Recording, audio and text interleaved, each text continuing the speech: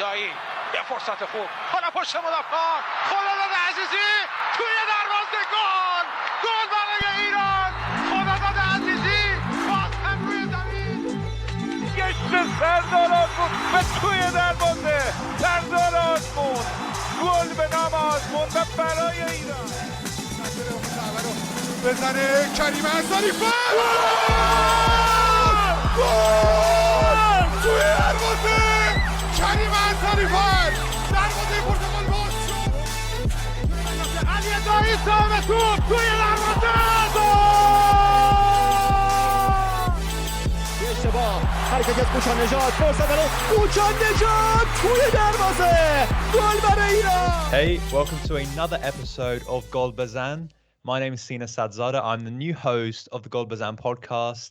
I run an Iranian football Twitter page called @IranFooty. I'm also, you can find me from my own podcast, The Millennial Entrepreneur, where we follow young entrepreneurship and anyone that's young and got their own business. And today we're talking about Iran versus Bosnia on the 12th of November, 6 p.m. local time. And I'm joined by the wonderful Arya and Pejman. How you two doing? All good, mate. Hi, Sina. Hi, Arya. Nice to get a new chat with you guys. Yeah, happy to be back on. Obviously, we're playing Bosnia this week, so it's a big game. Hopefully we can discuss that.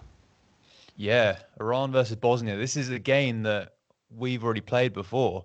Played it a few years ago in the 2014 World Cup. I remember it so clearly. I remember it because it was directly after the Argentina game. And I've just got a tear in my eye just after thinking about that. But the Iran-Bosnia game, I remember it so clearly. What are your memories of it last time, Pejman? The thing is with that game is it was like being hungover almost. That's the feeling I got when I watched the game the second time. Iran wasn't. They were like drained out already. They were super tired, and it was easy for Bosnia after those first two games to see the holes in the Iran game probably, and they were smart enough to take advantage of that, and that was a 100% clear win for them. Nothing to try to hide. And I think the score could have been even more. But a lot have happened with both Iran and Bosnia since then. I believe that Iran have maybe developed more. Than today is a much tougher opponent for Bosnia than back then in World Cup 2014. Yeah, I mean, we obviously lost 3-1 at the time, and it was after we, narrowly lost against a very, very strong Argentina team. And you're right, yeah, it looked like we were hungover. It looked like we didn't want to play in that game. And 3-1, I mean, yeah, it could have been way more. It could have been way, way more than that. And I don't think it was a really bad game to lose out on, because we're used to watching an Iran team that was hungry, and that's the thing that we always loved about watching the Iran games. But yeah, just moving into this game, it's been obviously a long time, and just looking at the squad, what do you make? What are your initial thoughts on it, Arya?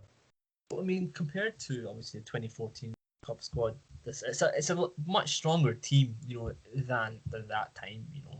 Doubt that we'll be a lot more competitive in this game. However, there's obviously been a lot of criticism this week about the squad and how it looks. A lot of players have been dropped. You're missing a lot of the key players. And the attacking department, like Javanbakhsh and Osman Taremi, Qudus. So you're missing a lot of the attacking threat. A lot of new players have come in. A lot of uncapped players. So it's definitely something that we need to, we'll be worried about as fans, because you don't know what's going to happen. You don't know what they're gonna do, what you can expect from these new players. But at the same time, we need to be honest and say, realistically, there are injuries, there are problems with the coronavirus in Europe, and some players are finding it difficult to travel long distances just for one game. It can seem a bit useless to them if they just go to one game and then they come back. Even if they don't play a match, it's a bit useless for them to just travel to Bosnia and not do anything. So you need to understand that as well. So again, the squad looks a bit weak. in the attacking department. With the defense is strong, good defenders, decent midfield. So it's not that bad, but it could have been a lot better. Yeah, I mean, you made some good points, but it looks like Dragon's, he's just experimenting with the team. I mean, he hasn't had that much time since coming into the team to actually experiment with it. And it'll be interesting for me because he is missing a lot of key players. Like, just going through the squad now, just to give people an image of who we're missing. Like, exclusions from the squad, we've got Sadar Azmoun out, Mehdi Taremi not playing, Saman Goudos, Ali Karimi, and then obviously we've got some other players who are injured or unfit for whatever reason, missing Torabi. Who are the big players? Ramin Rezayan, and obviously the number one goalkeeper Beran Van, and obviously Javanbakhsh have returned from injury. So we've got so many sort of key players just not playing. And so, Pejman, what are your sort of thoughts on the exclusions? Well, listen, Iran, we're kind of spoiled now. We're not used to have this many good players in Europe doing good in good teams, in good leagues. So all of a sudden, despite having so many good players away from the squad, we still have a decent team, but those players that are missing are key players for the national team, I believe. I believe Taremi and Azmoun both had great seasons in the respective leagues last year, are decisive players. They single-handedly can change a game. So missing them will be good for other players to have a chance to prove themselves. I mean, the other players that are playing instead, like Kaveh Rezai and Karim Al-Sarifad, it's not bad players. Those players play in Europe as well. But one player that I kind of miss in the national team is Saman Goudos. And he recently came back to playing regular football now in Brentford. And not having him in the squad, maybe it's good for him and his position in life and in the club right now. But he's not a regular starter in the national team. Have never been thus far, and not playing against Bosnia or being in the camp will probably take him even further away from the squad. So a player that we once saw as a talented and gifted player who should definitely start in the national team, he's moving further away from from Team LA. I hope for his own sake and for the national team that this is just something due to his new club. He has to adjust himself and find a way that he can be satisfied, so that it will be impossible for him and Skocic to not be in the national team.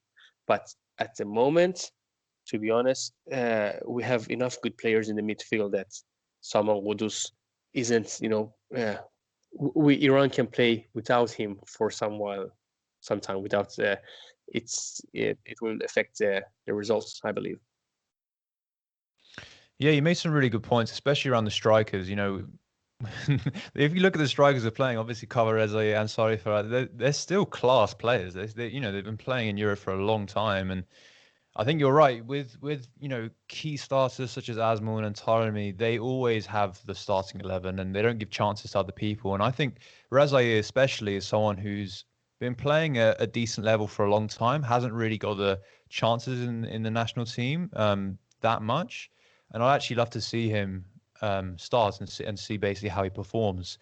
And obviously Goudos, he's recently moved to Brentford, and I think maybe it is because of that. But I'd also love to see him feature more for the national team. But moving on, about exclusions more particularly, goalkeepers is a position that has sprung up because Beran Van isn't playing. So what do you make of that, Arya? Yeah, Beran Van came out and said today in an interview that he didn't to the national team camp because obviously he hasn't been playing for his club. He hasn't started a game yet for Antwerp, and he still needs to obviously get his fitness back from the injury he had that put him out of the last camp. So he's finding it difficult. He's still finding his time to adjust in Belgium. So obviously we have Amir Abadzadeh, who's doing so well in Portugal. Payam Niasman, who's, in my opinion, the most talented goalkeeper we've produced in a long time. he had a bad game against Uzbekistan, you could say, but for me, he still is a very talented player.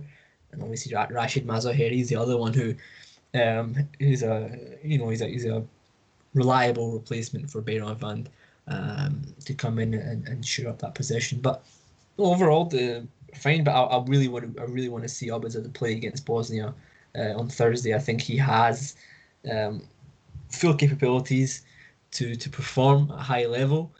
He's shown it against Porto, saving penalties against Porto. So he has absolute capability to do well, and I think he deserves that position against Bosnia. Hey, I mean, I definitely agree with you. And I mean, listen, this is a friendly at the end of the day. I think even if Beiranvand was fully fit and he was included in the squad, I still think Abedzadeh deserved to start in this friendly. It's a friendly. You wanna see how people play in the national team, and he's definitely an underrated player. He's just unlucky he plays goalkeeper. There's just one goalkeeper. He can't play anywhere else.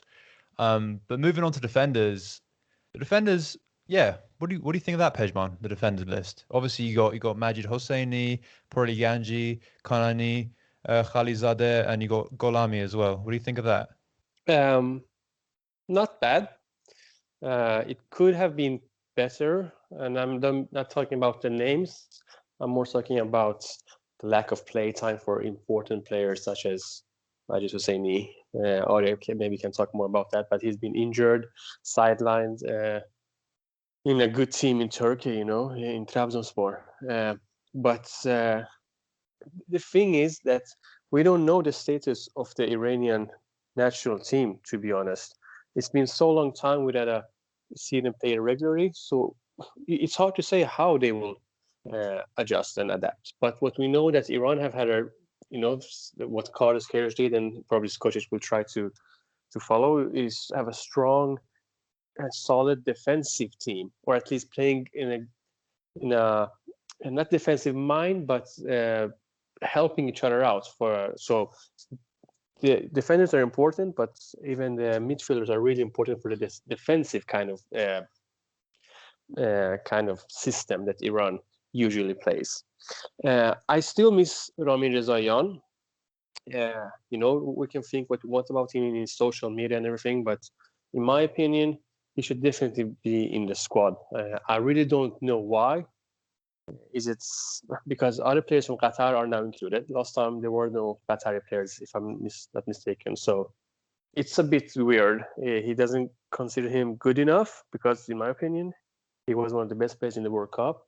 He was really good in the Asian Cup, and he's been consistent. It's a shame that he plays in Qatar, but he can do whatever he wants there. He plays like kind of a striker every now and then. He scores a lot of goals. So I don't see the reason why we shouldn't have him in the squad. Yeah.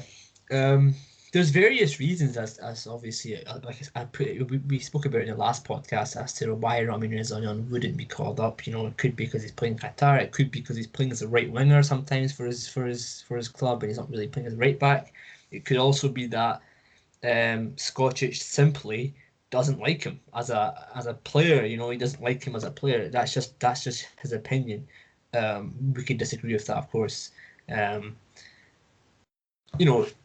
He's brought in Mojtaba Najarian as Sadegh Moharrami's number 2. Najarian hasn't really been discussed much because he's not really well known by a lot of people because he's quite young. He's playing in Furad just now, but Najarian's a player who started with the youth national teams in Iran. If you'd watched his matches for the Iran U19, you would have seen a player with supreme pace, fantastic dribbling ability. Actually, for me, he's one of the most talented players that played in that U23 squad under STD that didn't play so well. But I think he was one of the better players in that squad. But I'm not surprised he got called up either. A lot of people are saying about Voria Ghafouri and Daniel Esmaili Far and obviously Ramin Rezayan. But for me, Najarian's a guy who, very, very quietly has gone about his business in the Persian Gulf Pro League, and he's deserved his call up. In my opinion, he's deserved his call up based on merit of how of how well he's played. I mean, Fulad qualified for the Asian Champions League, under Nico Nam, and he was one of the better players in that squad. So he's done well, and I think he's deserved. Obviously, he's out of the squad now for COVID-19, and Mehdi Shiri's coming. I won't even speak about Mehdi Shiri. I don't think he should be in the squad. Simple as that. But and Najarion's a good player. You brought up Majid Hosseini. Obviously hasn't been playing for Trabzonspor. I think he should be playing for Trabzonspor. They're playing horribly. They're playing. They're losing games left and right, and the two centre backs are making mistakes, and he's not playing. So it's not really his fault, in my opinion. It's not his fault that he's not playing. They sacked the coach, so maybe he starts to play now. And yeah, that's it. So defenders they're okay. We'll see what happens. I'm excited for Moharami and Mirad Mohammadi who are doing well for their club. So it should be an interesting defense against Bosnia. Yeah, I fully agree with both of you. I mean, I'd be really interested to see, because defense is something that we've really prided ourselves on throughout the past. Obviously the Carlos Queiroz era. That's the area of the team that he's concentrated so heavily on. Obviously, the midfielders getting involved, and one of the midfielders, who gets involved massively, and we'll talk about him a bit now, is Said Ezatolai. Obviously, he's recently moved to Denmark, and he's found his way back into the national team squad. I just want to take a bit of time, talk about him. What do you guys think? Should he be included? Should he not? And then just a wider sort of thought on the midfielders being included in the squad. What do you think, Pejman? Yes, he should be included. He is a really good player. He's a really good person to make bad choices, though. I think, in my opinion, the last couple of years, he's ruined. I don't want to say ruined, but the last couple of years haven't been good for him club-wise. He's done mistakes with those clubs. If it's because of his mentality, his agent, bad luck, I don't know. It doesn't matter at this point. But what I would say is that the Danish league is a good league, and it should not be underestimated. Of course, it's not as good as maybe Russia and Belgium that he's played in, but I would say is similar to Belgium, to be honest. Belgium probably have more depth and a lot of young players coming in. The best teams in Belgium are better than the best, and then most of the teams in Denmark. But Denmark is a solid country with good football, actually. And him getting playing time is the most important thing. I don't care where in Europe it is, as long as it is in Europe and he actually plays and develops and hopefully get his mind sorted, because he's a gifted player. He's a talented, smart player, and he's shown that several times. And hopefully this could be the break for him mentally. I don't expect him to play in Atletico Madrid or somewhere, but I expect him to play in a decent European league, in a decent European club, because that's his level. And if Skocic can take out the best out of Said Ezatolai, then that's our future captain, in my opinion. So that's how good I value him, and hopefully he can follow that path that he has started now in Denmark. Yeah, no, I definitely agree with you. I think he's such a gifted player. It's so annoying especially because, it's so difficult for Iranian players to come out and play in Europe in the first place. And looking at his story and journey from the outset, from the background, and just from, a third party view, you just hate to see him waste that talent. And that's the thing. And yeah, I mean, we could do an episode on him, I think, but just to move on for the midfielders, just a word on the rest of the midfielders, Arya. We'll do an interview with Ezatolai soon, so you'll get to hear about his story.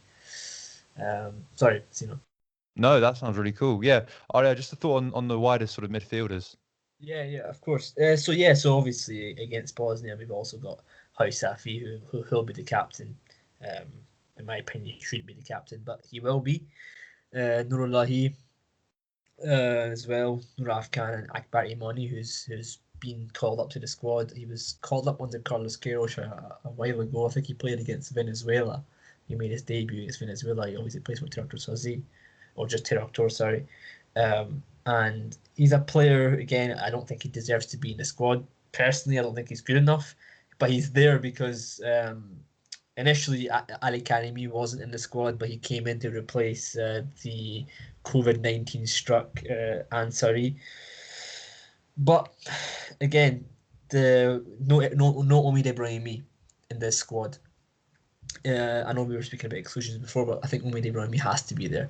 I think he's one of the most important players from a leadership standpoint. You saw how well he did in Belgium last season. I think he should be in the squad without a doubt. He's one of the most important players, as I say, and I think Omid Noor Afghan. I mean, what has he done for Sepan? I mean, realistically, he's not done much. You know, I don't know why he's there. Maybe he's there to be a left back backup for Mirad Mahdi because he can play there, but I don't think he's good enough personally. But Nurullah, he's a guy that I like, and I think he'll play against Bosnia. I think he'll start. I'd like to see Saeed and Ahmad Nurullah play together. Yeah, no, I really like. I actually don't mind the look of our midfield. I think it's okay. It looks experimentative, which is good. And it looks, maybe you could say Ebrahimi should be included. He's probably our most consistent player. I haven't seen any other of our players be so as consistent as he is. Just in the interest of time, want to move on to strikers, or strikers. Actually, we've talked about strikers a little bit already, so let's talk about wingers before we talk about the wider sort of Bosnia team. So obviously, what wingers, attacking midfielders, we talk about Saman Ghodos's exclusion. So, Pejman, what do you actually think about our wingers at the moment? Obviously, Ali Golzadeh is included. He's one of my favorite players to watch. So skillful, so good with his feet.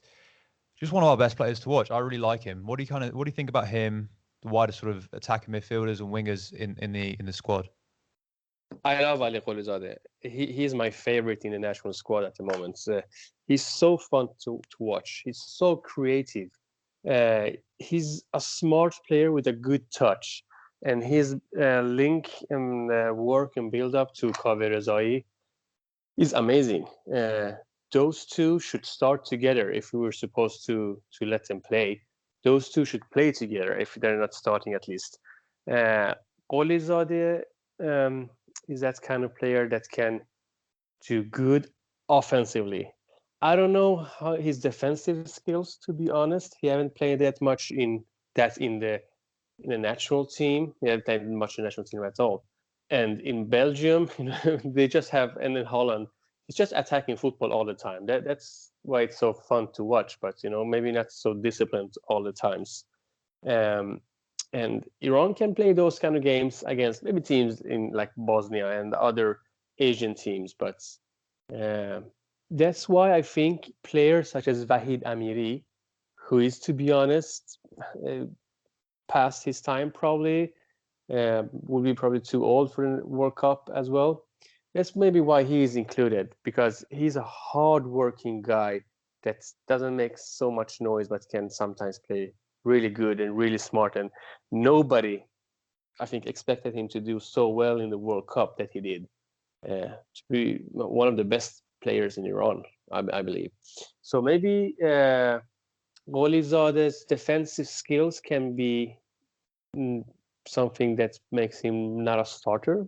I don't know, but Golzadeh for sure. If you're supposed to take out 11 players, I would take out Golzadeh first of all, to be honest.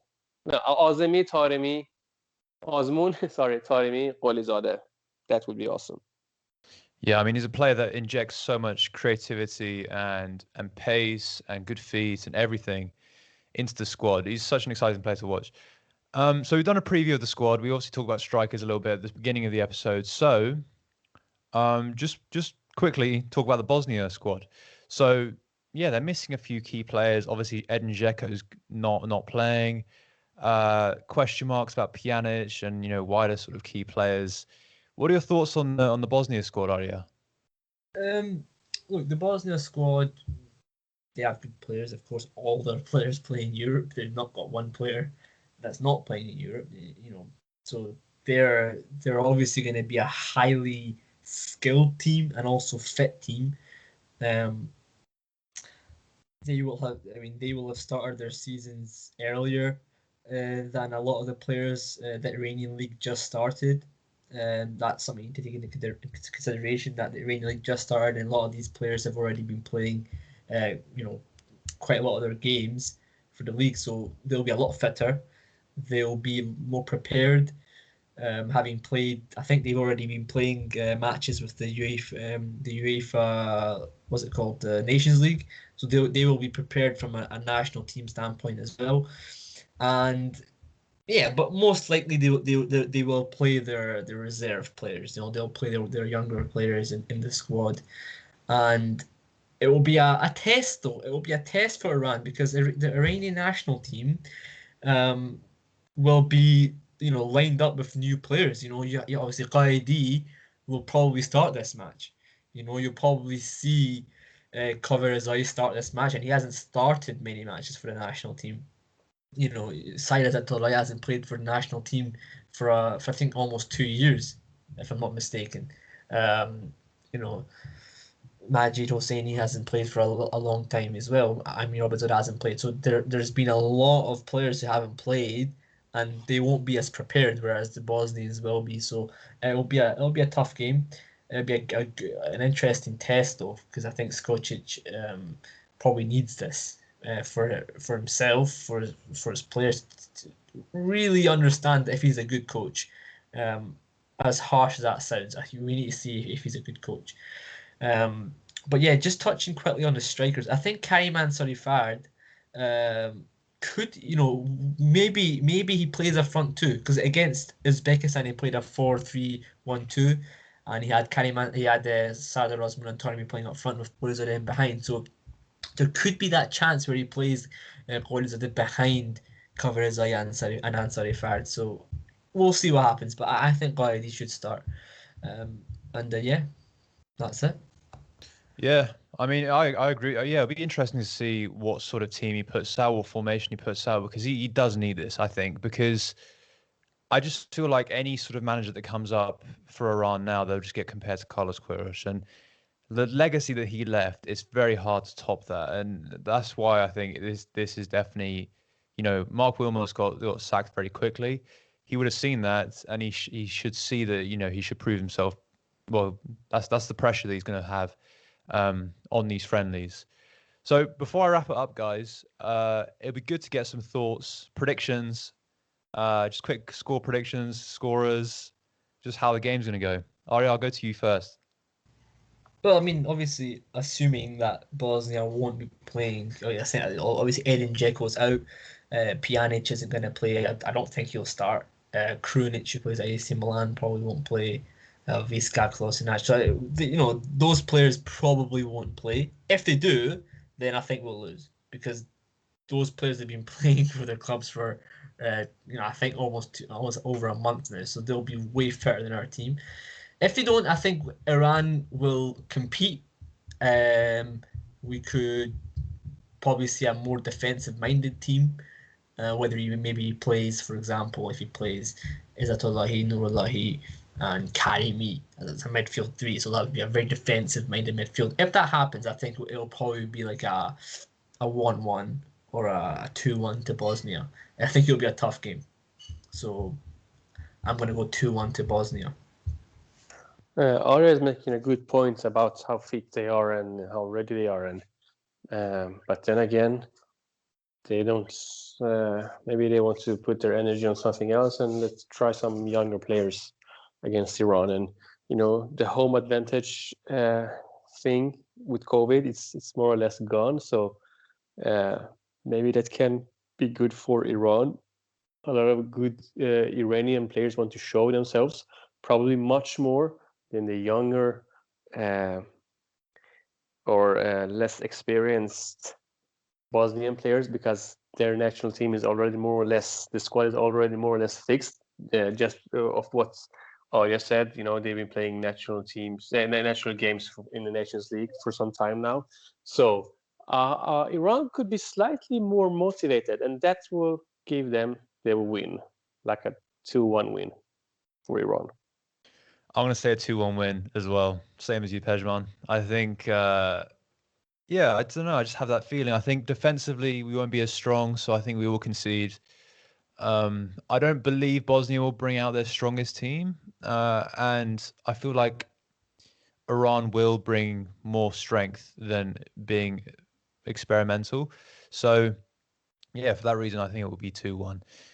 One of the fan accounts for Shahab Zahedi is asking us whether Shahab Zahedi, who plays in Ukraine, plays for Olympic Donetsk, who's one of the top goal scorers in that league, should he have been called up instead of Samson Ansari? I say yes. Yes. Yeah. Yes. Yeah, Why not? I mean, he's number one goal scorer in Ukraine. Just making it into Europe, no matter what you think about the Ukrainian league, is not that bad. He's been outside of Iran for some time now. He's done well. I'm sure he is on the national team's radar at least, and this would be a really good opportunity for him to show himself. So I'm a bit disappointed that he's not included, but I would love to see him soon. Yeah, he's a I good agree. player. I mean, he's a guy who's obviously needs, like I say, he needs consistency. He needs to show himself over a longer period of time. But Samson Ansari, I mean, I don't want to be an idiot, but obviously he tested positive for coronavirus, so he won't be in the squad. But maybe a blessing in disguise, because he's not much. In my opinion, he's not a charge player. He's not got that. He's not got that grinta, as they say in Italian. You know, he hasn't got that about him to score goals. I don't know why he's getting called up, but he is. But he's not in the squad now, so that's not too bad. All right, cool. Well, thank you both of you for joining me. Thank you for you at home or wherever you are listening.